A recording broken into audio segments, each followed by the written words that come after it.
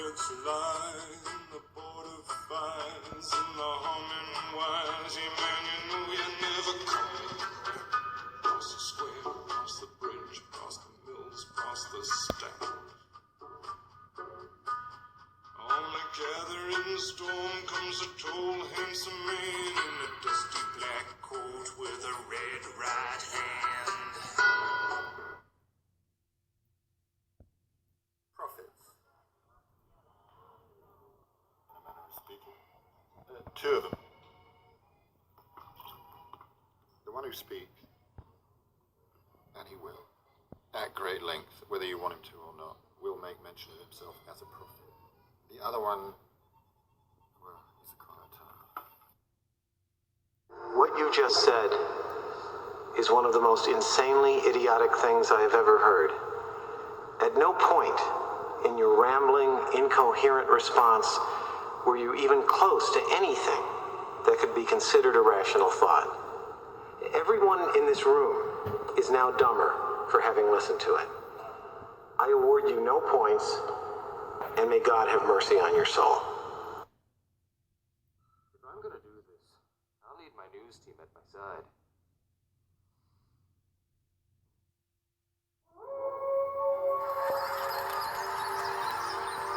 News team, assemble! And welcome to the Burger and Badass Show. We are back like we are every Wednesday night to do our thing, talk a little bit about sports. Badass, how you doing this week? Can't complain, brother. Can't complain at all. I know, everything's going pretty smoothly for me for that whole, store closing thing. Yeah, I'm not gonna lie, man. It's been quite the busy week. Busy at work, busy for the show, busy with the baby. Just everything's been happening, man. Very happening week. And what's really good news is that, for some reason, okay, I don't know what happened, Badass. I don't know if it was just a old man brain fart or what was going on. But apparently I forgot to post episode 25, part 1 and 2. Yeah, no, you were cluing me in on this the other night. And it happens, For some reason I dropped the ball. I mean, I'll admit I dropped the ball on that one. But you can now go to our Facebook page, The Burger and Badass Show at Facebook.com. Or YouTube, The Burger and Badass Show at YouTube.com. Come check us out, because now episode 25, part 1 and 2, episode 26, part 1 and 2, and last week's show, episode 27, part 1 is up, and all I have to do is repost 27, part 2, and I'm good. See, you fumbled the ball at first, but on the next series of plays, coach gave you the ball, and you ran the rock, and you're on the 5-yard line. Check that out. I know, right? I mean, but, this is episode 28. We're going to get into it. This week was really a heavy week on football. I mean, it really was. We have 12 topics we're going to talk about this week, and 6 of the 12 are football topics. Yeah, I know. There's a lot of topics, and let me tell you something. This was quite the week. There's a lot of breaking shit. A lot of big stuff happening, too. Oh, hell yeah. Like this, no boredom in this week. So this week was a very heavy load of the NFL news, as half of our stories for the show were NFL-related stories. We have a little bit of everything to talk about this week. We have death, we have triumph, we have scandal. Sounds like a Michael Bay movie. Shit. All you need is 100 tons of explosives, and we've got a Michael Bay movie, seriously. There's no shit. This is quite the news cycle. So we have legendary owner of Pittsburgh Steelers dies. Todd Heap accidentally runs over and kills his daughter. Eli Manning in a memorabilia scandal. That's interesting. I've done some research on that, and that's a very interesting story. You'll like this story. It's interesting. I heard that. We also have Atlanta's Roddy White retiring, and we also had the return of beast mode, Marshawn Lynch. So that's not official yet for Marshawn Lynch, but it's getting there. We'll talk about that here a little bit in the story. And then lastly, the weird twist of the Aaron Hernandez saga. He was found not guilty in the double murder and then hung himself in a cell 2 days later. Oh, so he's found not guilty, right? Yes.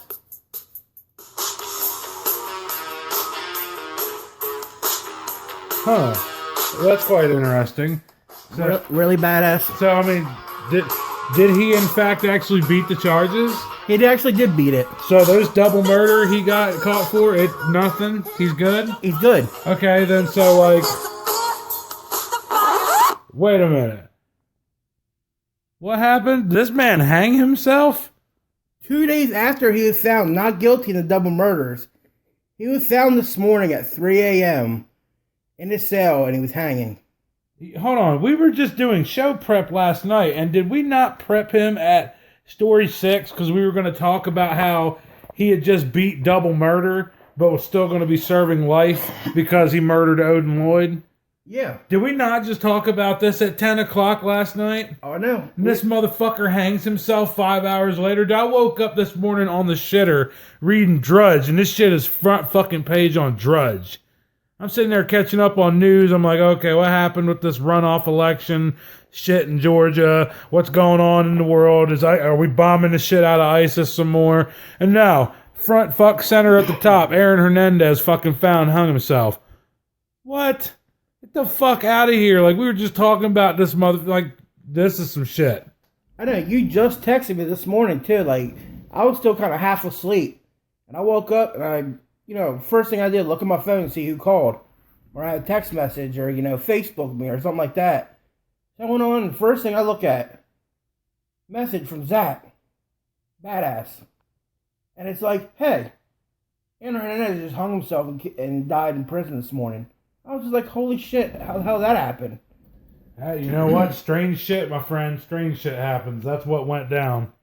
So, let's go ahead and jump into it a little bit. When I originally was doing this story, like we were saying, it was one of those things that, we were going to do just a story at the end of all our NFL news saying that, hey, he was still guilty of the first murder, but he was found not guilty of the double murders. Which I'm not entirely sure he didn't commit the other murders either. I mean, that's still questionable. It is questionable.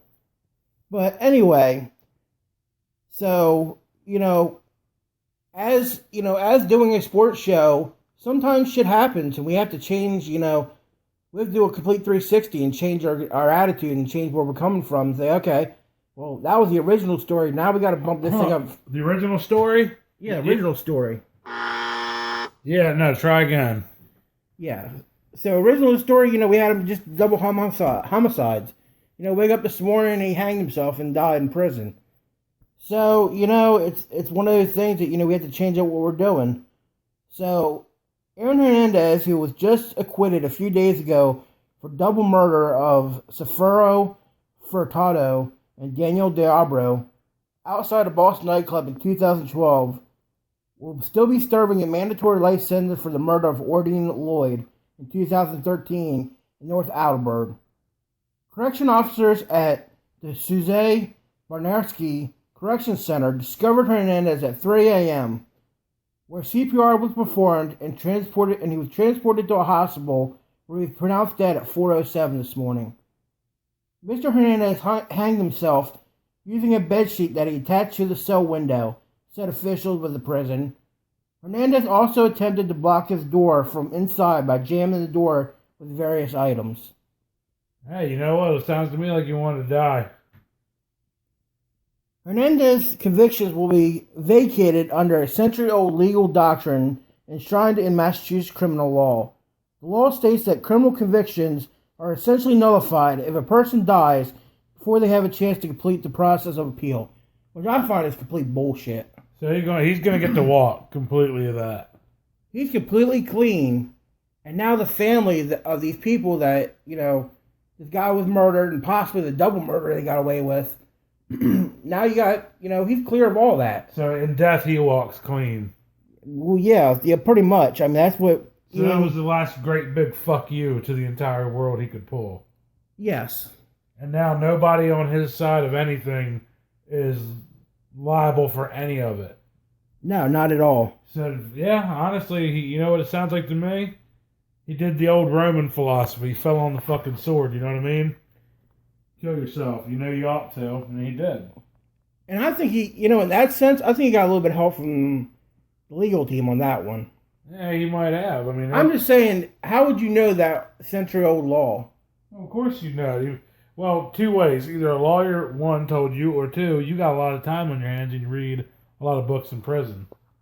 Yeah, that's possible, but I mean, he don't come off as a book reading type to me, though. no, he doesn't. So Martin Healy, chief legal counsel for the Massachusetts Bar Association, said, Aaron Hernandez goes to his death an innocent man under the eye of the law. Yet the case never existed. Hernandez played 2 seasons with the Patriots and went to Florida where he played under Urban Myers. I think it's quite funny how he offed himself the day the Patriots went to go see Trump in the White House and everything. That's quite the twist. Yeah, that and the fact that, he just got acquitted of his 2 murders. Apparently, from what I was reading when I was doing the research, apparently his lawyer was also trying to get him acquitted of the first murder and have an appeal against it. So, I'm curious because it seems weird to me how he had the 2 acquitted he was acquitted from, so he can't be charged for those ever again. And then you have another one where, you got charged, but there's a possibility that you could get off on it, and you hang yourself in prison. I mean, hey, how do we know he's not fucking staging his death? I mean, this motherfucker ain't gonna wake up in the morgue and escape. The funny thing is, I don't know why, but when I was doing this story, I actually thought the same thing. I'm like, it's a perfect getaway. You're acquitted of all the murder charges because you're dead. And you just disappear and never show up again. Hey, you never know. He just might. He's Zombie Hernandez now. I mean, Tupac did it. Allegedly. Allegedly. You gotta throw that word in there, allegedly. So, I kind of like, I don't want to say, kind of sound tacky about when I say this. But, it's one of those things that, I can't feel sorry for the guy. I mean, I took to my personal Facebook page today, and I posted, I don't understand why people are feeling sorry and saying rip Aaron Hernandez. The guy murdered 2 people and had, murdered 3 people and had no care for other people's lives. He got what he deserves, and he'll burn in hell. Yes, they deserve to die, and I hope they burn in hell. Yeah, that's best, don't it? And of course, the little libtards, they wanted to cry, oh, what about his family? What about his daughter? They're not going to have him anymore. I'm like, they weren't going to have him anyway. He was going to be sitting in jail the rest of his life. They're not going to see him. So what's it matter at this point? But you can't argue with the libtards. I mean, the libtards are libtards. They have one mindset and that's it. Well, I mean, I won't say that he wasn't worthy of redemption, because all human beings are. But you have to work at that. You know what I mean? You can't just, well, hey, I'm sorry for what I did, and well, I'm gonna go knife this motherfucker over here in this jail cell, but I'm really sorry about what I did. It don't work like that. You got to be truly sorry. It has to be actual change. And there was allegedly he was stabbing motherfuckers in jail and being thug gangster bajizzadizadale in there. So I'm just saying, the world's not fucking gonna lose any sleep over him being dead. No, not at all. I mean, his kids are gonna lose sleep. Maybe if mother or father, they're still alive, or a brother. They might lose sleep. But, anybody else? No. But the other fucking 6.999 billion of these us motherfuckers out here, no. We don't give a fuck. He's a piece of shit. Who cares if he's dead? But yeah, I just thought it was really weird. Like, there was just a lot of coincidences in this case, and it just, I don't know. To me, the way it ended, it just seemed kind of weird. I don't know. Just to me, it was weird. Just the simple fact that all the circumstances that happened, in the time frame that happened, and even the prison said he really showed no signs of remorse or suicide, like needed to be watched for suicide. But he was on suicide watch. He was on suicide watch, but they felt like he wasn't a threat. So either A, he's a really good fucking actor, or B, there's something dirty that happened. I mean, hey, you never know. We don't know. There could have been 7 dudes that went in that cell and made that motherfucker hang himself. They might have hung him and made it look like something. You don't know. Hey, allegedly he's been knifing people while he's in there. Well, you never know. They might have showed up and been like, here's the deal. You're going to hang yourself. We're going to watch you do it, or we're going to do it for you. You're going to die right here. You're going to die now. Tonight, you're going to die. A lot of people are like, that's so far-fetched. And it is. But I heard this shit posited at work earlier. This was a scenario given by somebody at work. I'm not going to name names, and no, it wasn't Tracy. But they were saying, oh, what if the cartel people came to him and said, we're tired of your shit. You're too much drama. You're always in the news. You got to go. I was like, yeah, but if they'd have done it, they'd have stabbed that motherfucker to death like 58 and 68 times. They'd have knifed him until there was no more blood left to spill out of him. I mean, honestly, they found his door jammed because he didn't want people to get in there. They found him in there, fucking toes swaying in the breeze, lifeless. I mean, it sounds to me like this motherfucker found out that the only way I can fucking win now, the only way I'm ever going to clear my name and be free and get the last fuck you to everyone, being that that's the kind of guy he is to kill himself. Yeah, so what? You might get an appeal. You're not getting acquitted of that murder. He killed Odin Lloyd. Everyone fucking knows he did it. Even if, listen, and alright, for all you fucking snowflakes out there, I'm gonna let you hear. Listen this. Let's suppose this motherfucker gets out of jail. You really think that he's gonna fucking be out of jail long enough to enjoy freedom? That motherfucker is going to be watched like a hawk. He's going to do something stupid, and right back in he goes. Or he's going to piss in the wrong fucking cornflakes, and someone's just going to fucking kill him. Oh, wait, too late. He done offed himself. So, that's kind of the end of the Hernandez story now. Big ending. Guy hangs himself in jail. Ends it all. But, I'm going to get hate for this. I know I will, but couldn't happen to a better person. Hey, you know what? If y'all can't handle the fact that a piece of shit just checked out, maybe you ought to check out with him. Just saying. So let's go ahead and move on to some other sad news. And this one's going to kind of hit you hard, badass. Legendary owner, Pittsburgh Steelers, owner Dan Rooney, has passed away at age 84 this past Thursday. Yeah, that does suck. It does. Rooney, whose family was in control with the team since 1933, Rooney started as a water boy at age 12 and began working in the front office after graduating from Duquesne University in 1955. Rooney served as general manager and ran the day-to-day operation from 1975 to 2003, where his son Art Rooney Jr. took over after he retired. Rooney was around greats like Terry Bradshaw, Jack Lambert, Franco Harris, and head coach Chuck Noll, which the team won 6 straight AFC Central titles and 4 Super Bowls. Tributes to Rooney came from everyone on social media this week, from former President Obama, Roger Goodell, former head coach Bill Cowher, and wide receiver Antonio Brown.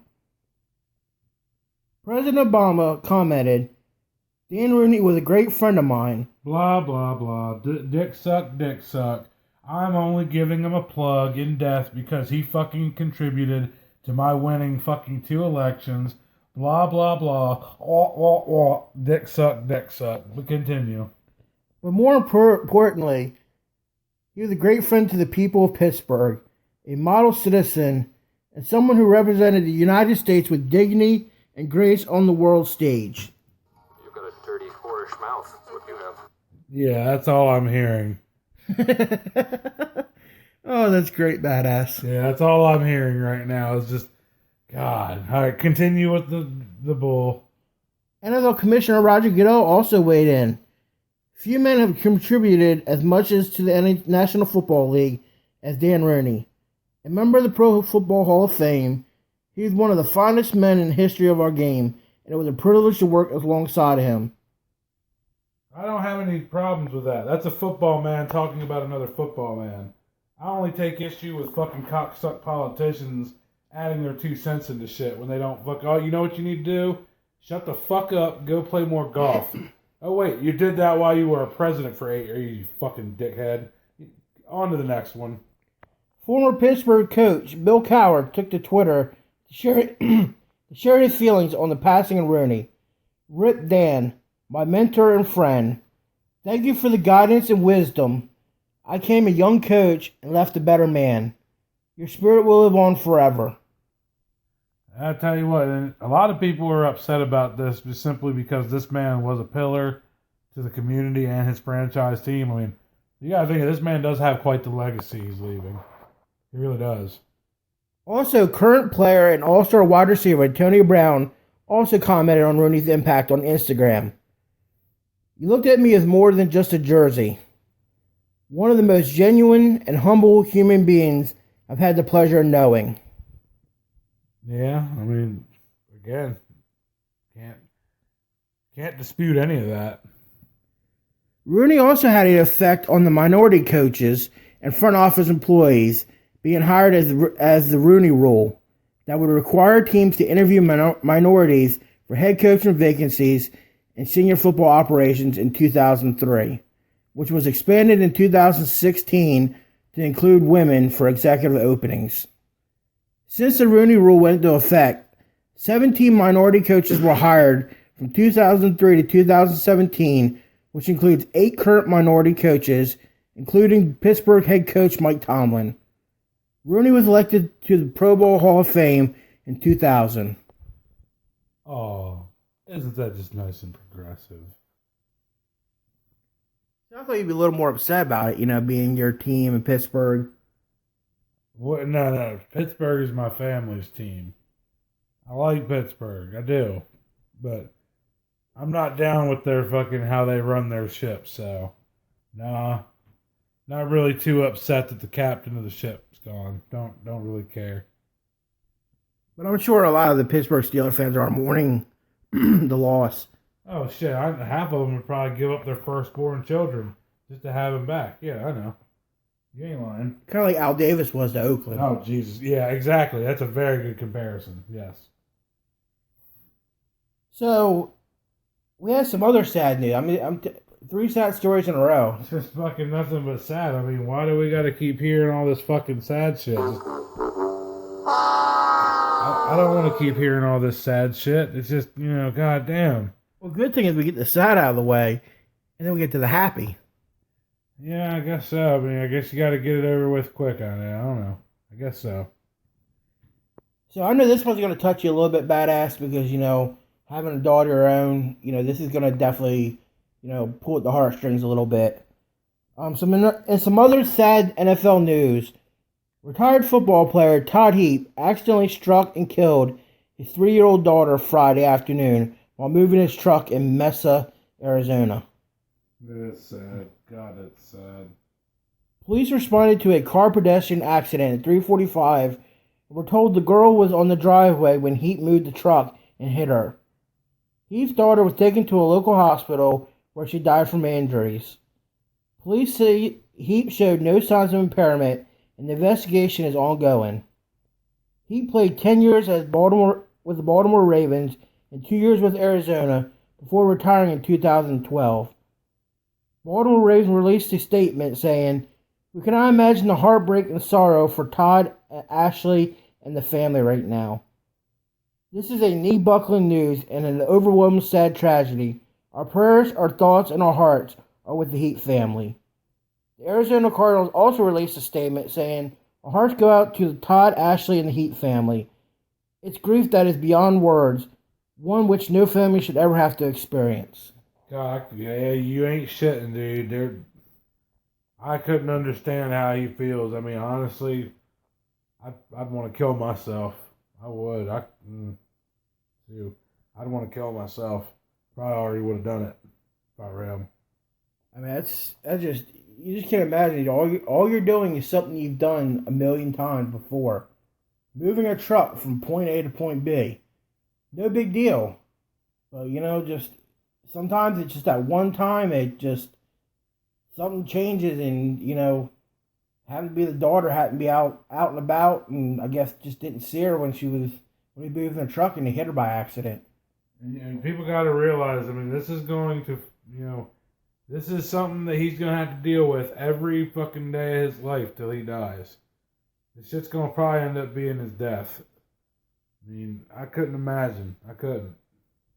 You know what's sad is Todd Heap was a good man. Like he was when he was with the NFL, he did a lot of charity stuff. Was really like outgoing with the community and everything. And just shit like this happened to good people. You're just like, damn. It really, because he was. It's not like he was a fucking club-going asshole that's making it rain, getting in trouble, getting fined week in, week out. This is a fucking stand-up guy. And now he's going to have to deal with this shit for the rest of his life. I couldn't imagine, dude. I couldn't. So, definitely, I know this is going to sound a little cliche-ish, but, from the Burger and Badass show, our prayers and thoughts with the Heat family. Because, I mean, that's just, like I said, we can't even imagine what you're going through right now. It's got to be so tragic. And, we definitely feel bad for you guys, your whole family. Yeah, man, it's never easy when kids are, it's just bad. Bad. So now we're going to move on to something different. I'm tired of this sad shit. We got to get a little happy. Yeah, shit for real, dude. I'm about to start ringing the dirge bells. We got to stop. We got to get a little bit of scandal now. All right, what kind of scandal we going with? And if somebody you would never think of, Badass, who would you think of, like, scandal? You would think, Revis, right? Pac-Man Jones. Pac-Man Jones, one of those hooligans. Jameis Winston. Yeah. Yeah. No. No? No. No, who is it? New York Giants, Eli Manning. I'm gonna pop some tags. Only got $20 in my pocket. I'm hunting, looking for a come up. This is fucking awesome. New York Giants star quarterback Eli Manning and the New York Giants equipment manager were in some hot water earlier this week, stemming from a long lawsuit from back in 2010 versus the people that bought stuff from Steiner Sports Memorabilia. Man, you got to be fucking kidding me, dude. Oh, it gets better, dude. It gets even better. Like, wait till you hear some of the crazy ass shit. Like, it's this whole saga.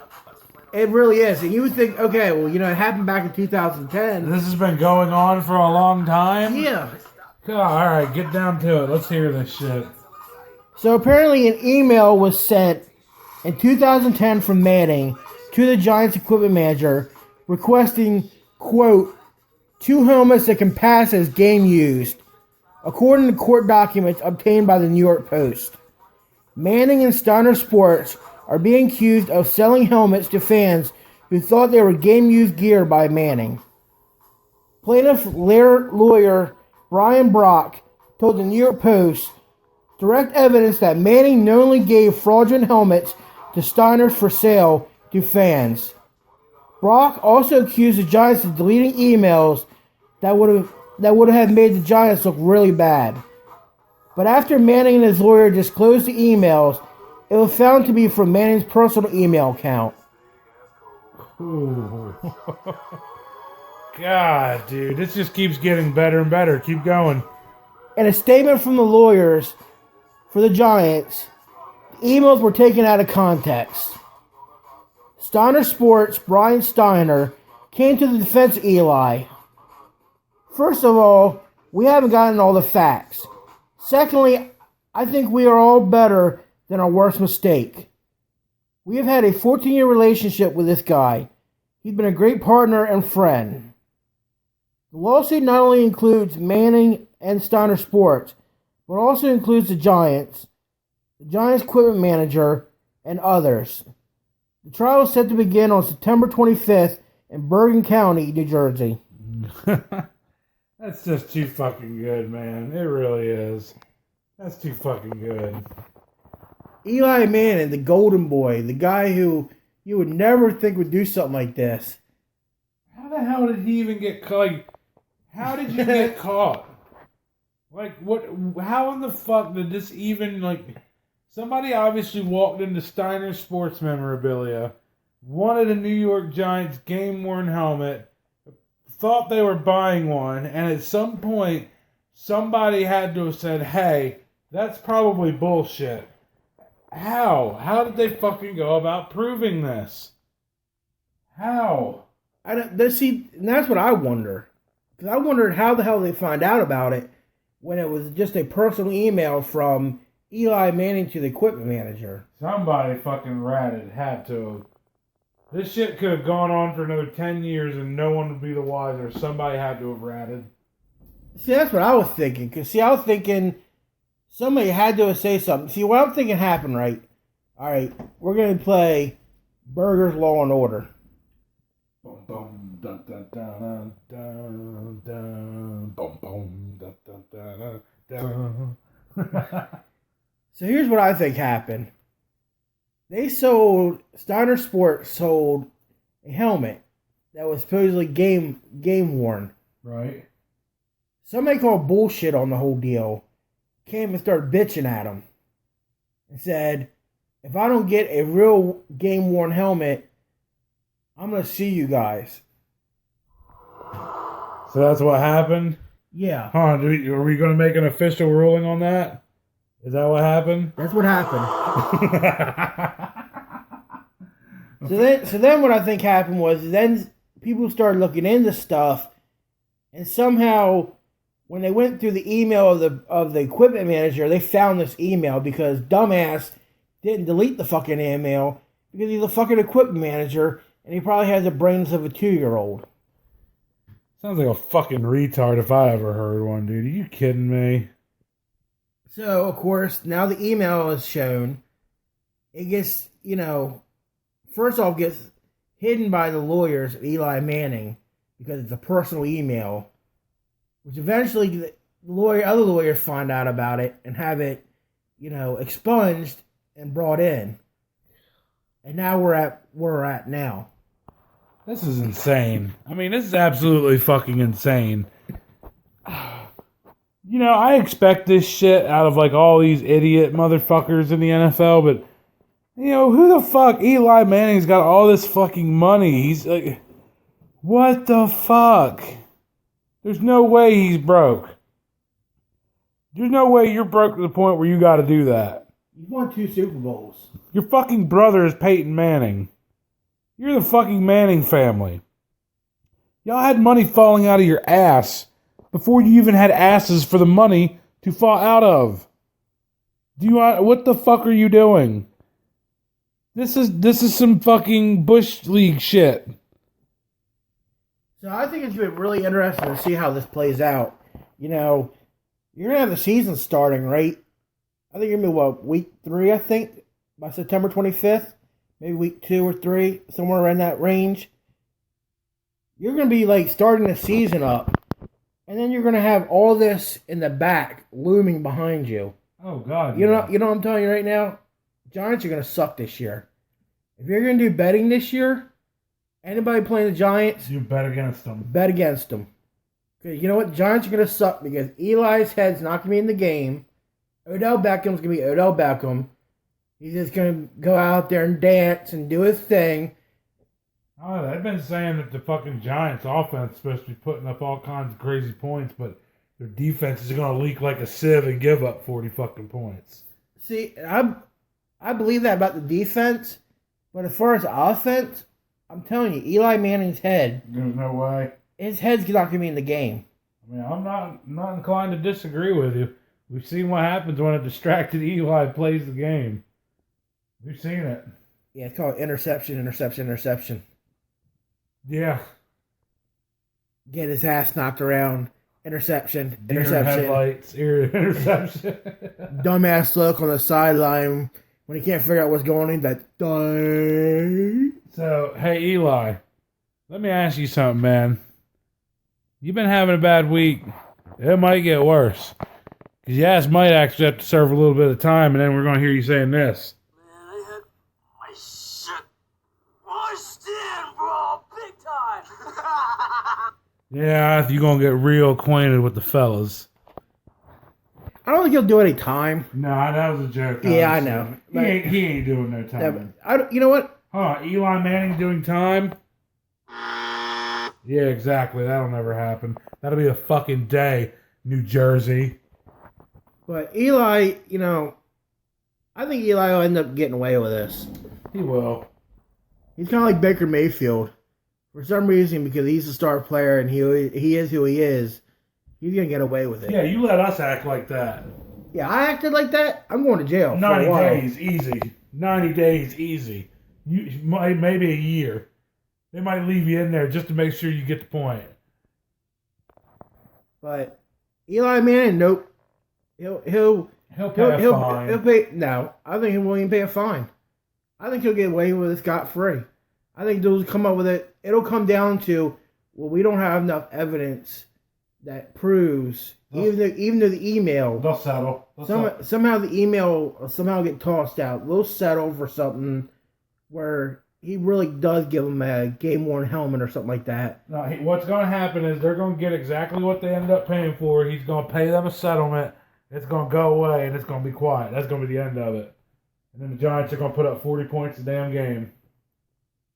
That's providing that's what, next year? Yeah. Because the trial, the trial, they're going to drag it out. Oh, hell yeah. That trial's going to be going through probably October, November. Unless he'll take a settlement.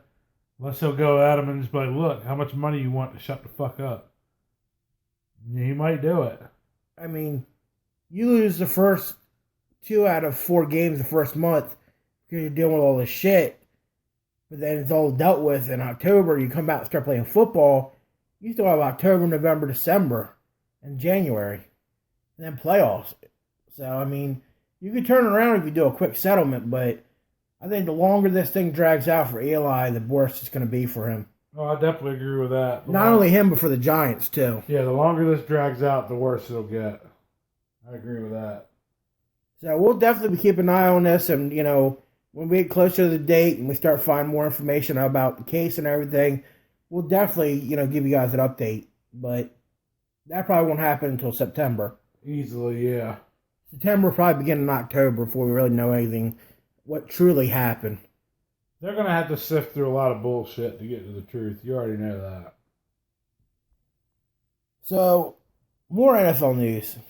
Jesus, more NFL news. All right, let's keep it rolling. The Oakland Raiders are looking to add one more piece to their franchise that has already shown a huge improvement with Derek Carr, Michael Crabtree, Mari Cooper, by adding former Seattle Seahawks running back Marshawn Lynch.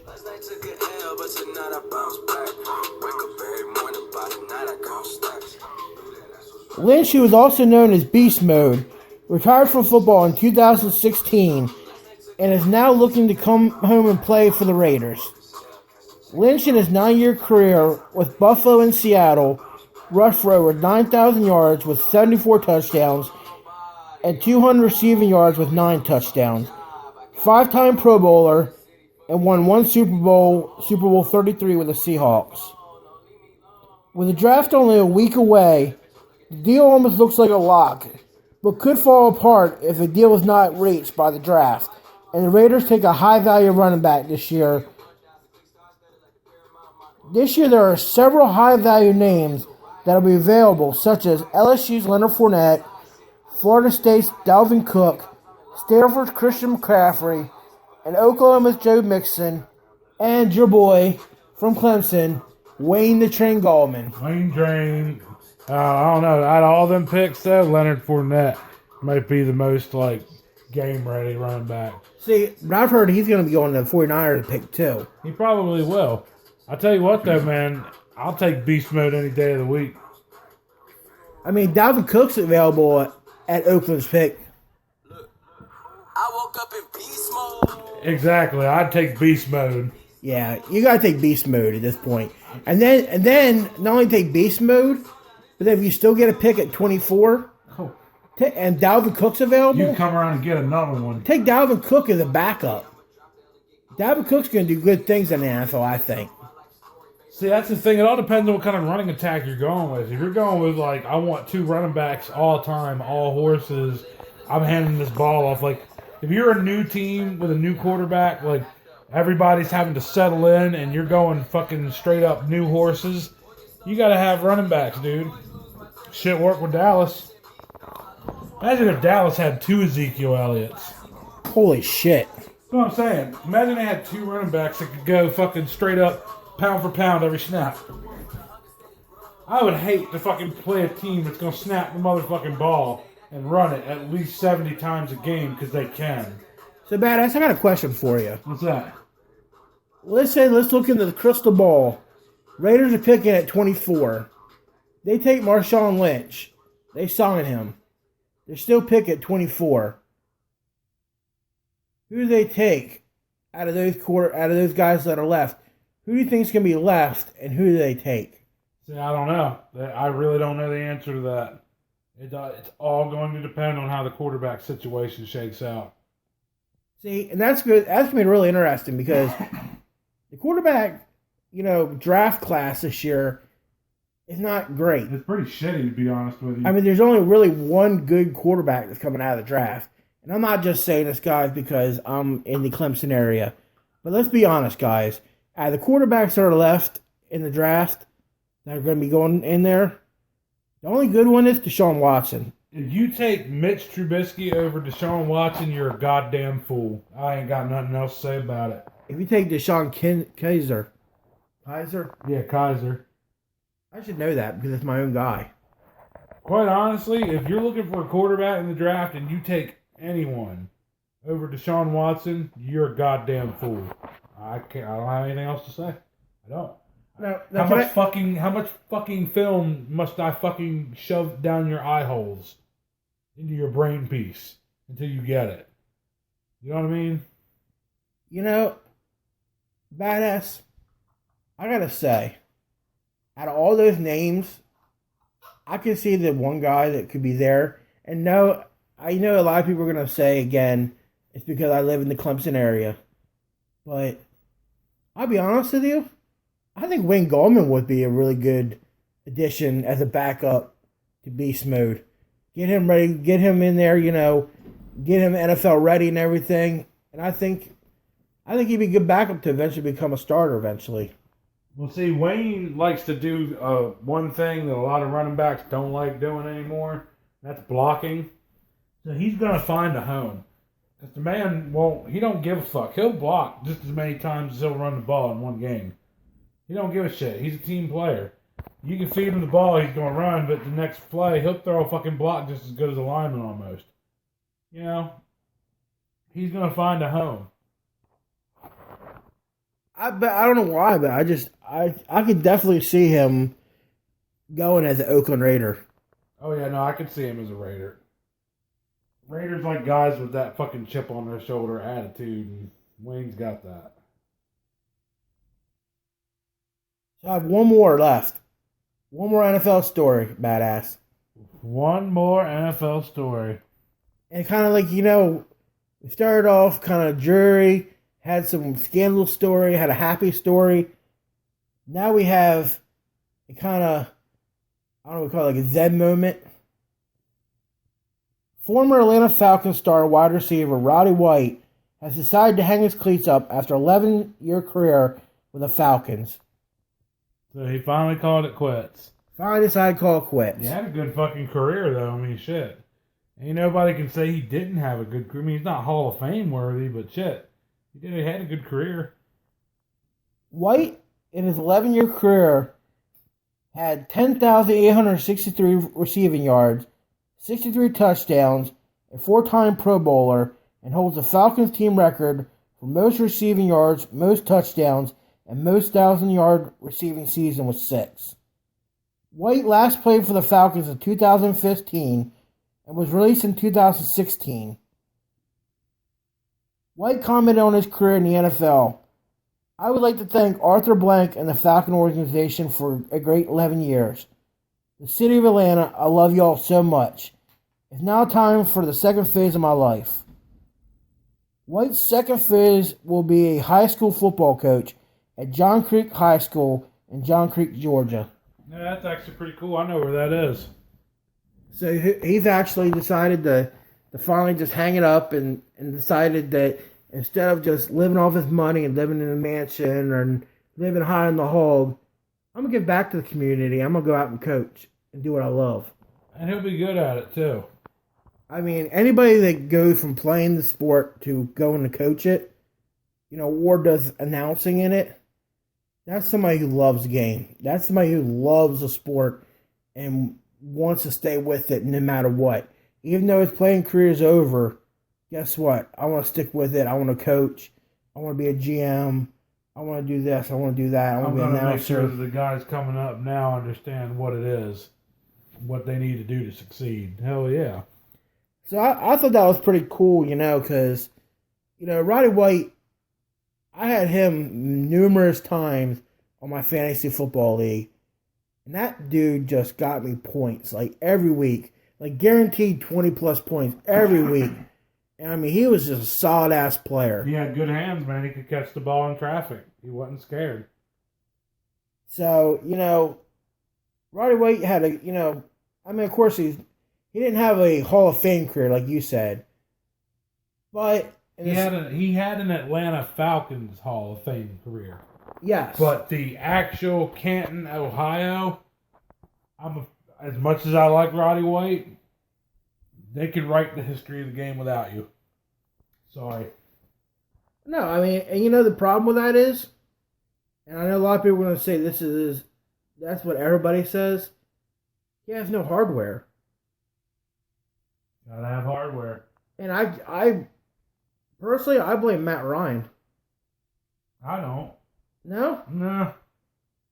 I just, for some reason, I used to like Matt Ryan. When he first started his career, I liked Matt Ryan.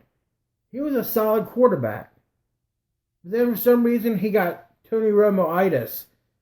And he just started sucking like in the playoffs. Whereas it seemed like he went from being Matty Ice to Matty being light ice. It just...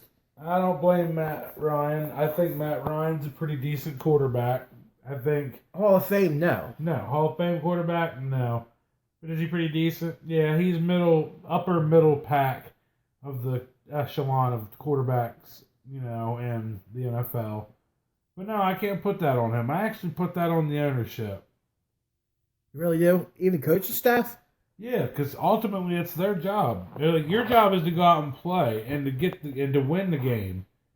But if you don't have the talent around you at all the positions in which to do it, good luck. You're being set up for failure by the guys above you if they're not doing everything they can to support you. Now, it's one thing if they're doing everything they can and they just can't make it over the hump, then you can't get mad at them. But I mean, shit, dude. How many times are we going to see the Falcons be a flash in the pan, get real hot and go somewhere and then fizzle right the fuck out? They don't have the stamina. See, yeah, I don't know.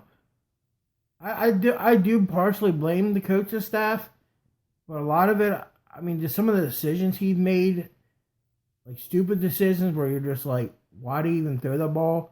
Because there was nobody around the guy. You know why? You can blame it on Matt Ryan for being a bad quarterback. You can blame it on Dan Quinn for being a dumb coach. You can blame it on the Georgia Dome for being a piece of shit. You can blame it on the stupid Falcons uniforms. To me, the buck stops with one man, Arthur Blank. You know why? Because Arthur Blank started Home Depot. He got that fucking business off the ground because some little ass bank in the middle of nowhere, California, gave him the money to start the fucking company, even though the bank, like the actual people above the dude that gave him the money, were like, you're fucking insane, don't do it. And he did it anyway. But we're talking about a businessman here. This is a businessman. This is not a fucking football man. Let me ask you something, all right? Okay. Everywhere that there's fucking winning championships and there's dynasties, what do they have in common?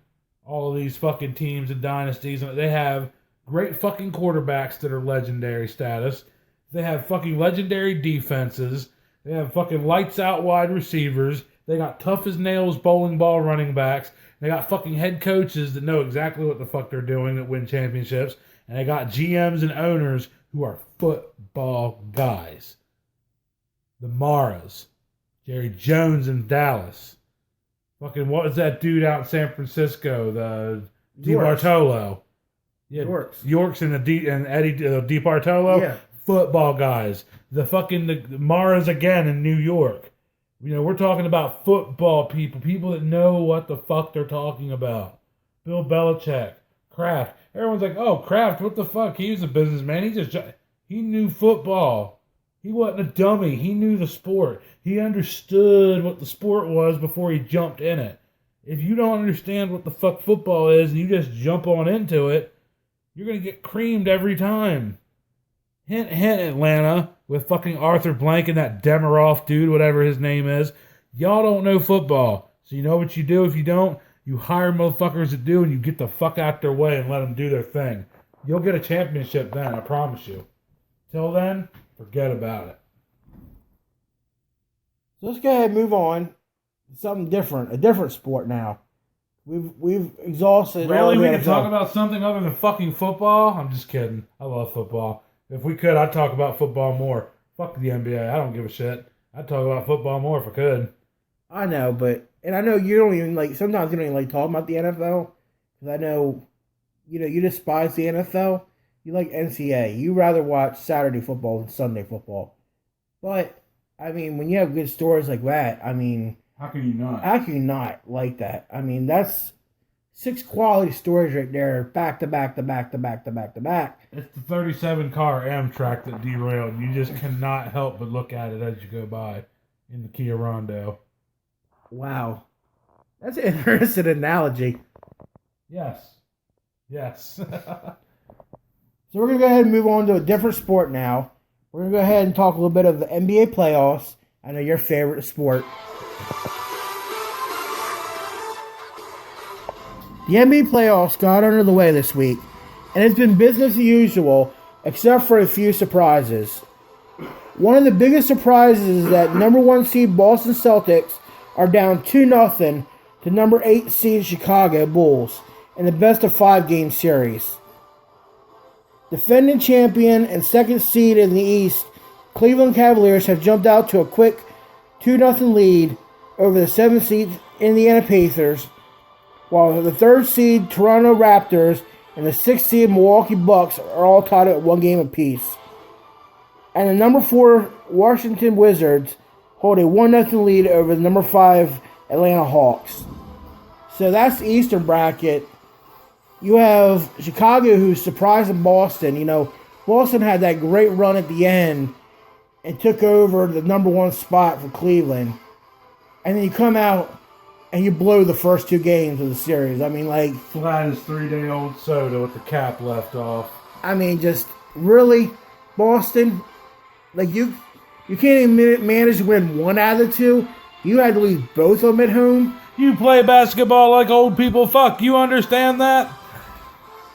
So, I mean, with it being a 5 game series, they're now backs against the wall. They have to win the next 3 games or they're done. Good luck. Number 1 seed going. I'm not going to say it's impossible, but it's highly improbable. I'll say that. And then you have the 2nd seed Cleveland Cavaliers, doing what they do. Winning. Charlie Sheen. Sheening. They already got a 2-0 lead over Indiana, and that series is probably over. Dude, listen. How about this? I will tap dance butt ass naked in Times Square if they come back and lose this series. Because it ain't happening. Whoa, badass. You realize this is I recorded, don't right? give a damn. Because you know what? Even if I do lose, I'll still tap dance butt naked. I don't give a damn. And we will record that and put it on Facebook. Yes. Until it gets pulled down by the authorities. Dude, that'll be like, look at this fat bastard. What is this shit? Then you also have Toronto and Milwaukee tied up at 1 game apiece. That's a pretty good series. And then you have Washington Wizards 1-0 over the Atlanta Hawks, and the game was tonight. So, there's a chance Atlanta could tie the thing back up at 1 game apiece. Or Washington could go up 2-0, which, Washington's had a pretty good year so far, so I wouldn't be a bit surprised if they don't sweep this series. I tell them, go ahead and have fun. All roads end at shit. All roads end at Cleveland in the East. All roads end in Golden State in the West. Everyone knows it. It's like all roads lead to Rome. There you go. You know who you got to go through if you want to get to the top.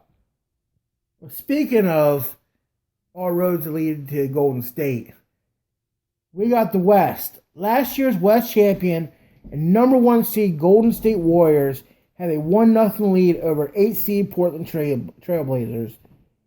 Now, Golden State did struggle a little bit in the first game. I mean, they did win by 10 or more points, but they had to do that late in the game. You also have number 2 seed San Antonio Spurs with a 2-0 lead over the 7th seed Memphis Grizzlies. Number 3 seed Houston Rockets with a 1-0 lead over the number 6 seed Oklahoma Thunder. And the 4th seed LA Clippers and the 5th seed Utah Jazz all tied up at 1 game apiece. So right now you have Golden State, the returning, West champions.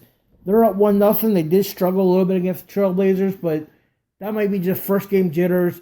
You also had some guys that were not 100% in this game.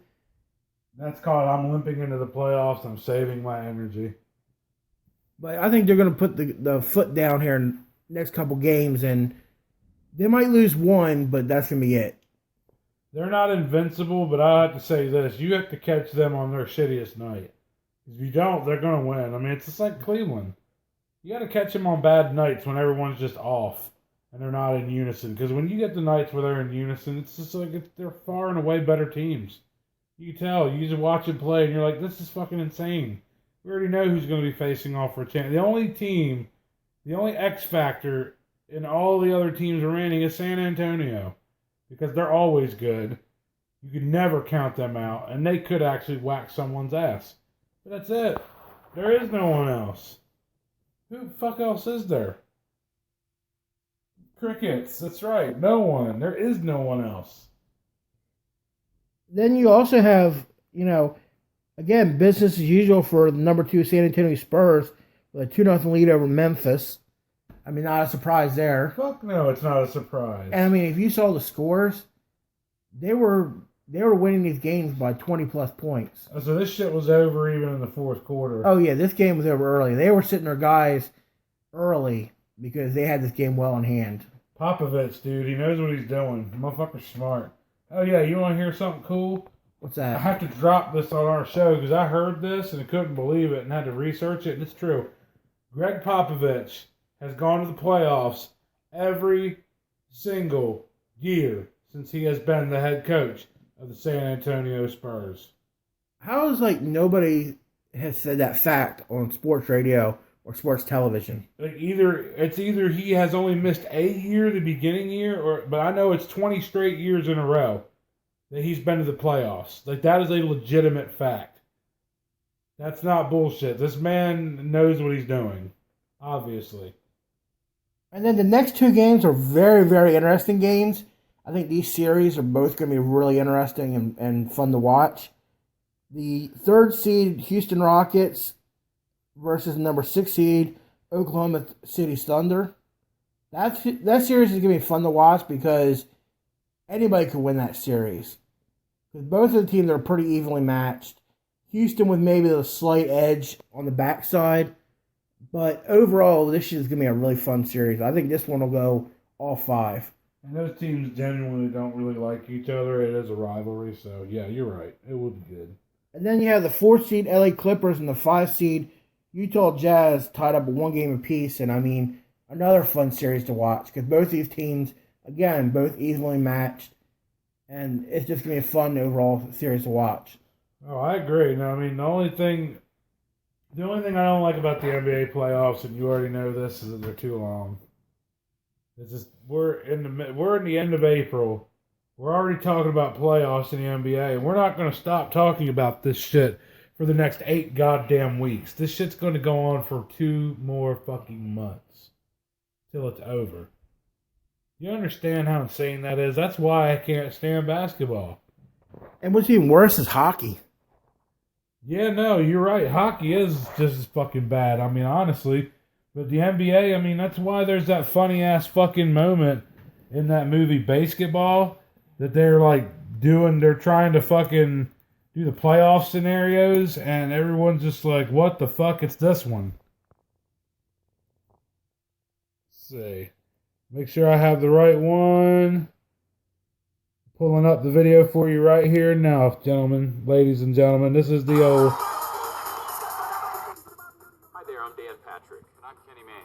first 7 months of the basketball postseason out of the way, the playoff picture is now starting to emerge.